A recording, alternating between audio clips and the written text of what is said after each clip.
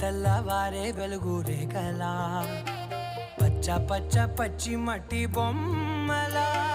అల్లి బిల్లి వెన్న పాల నురగలా అచ్చ తెలుగు ఇంటి పూల కొమ్మలా దేవదేవుడే పంపగా ఇలా దేవతే మా ఇంట అడుగే పెట్టెనంట బ్రహ్మ కళ్ళలో కాంతులే మా అమ్మలా మా కోసం మళ్ళీ లాలి పాడేనంట.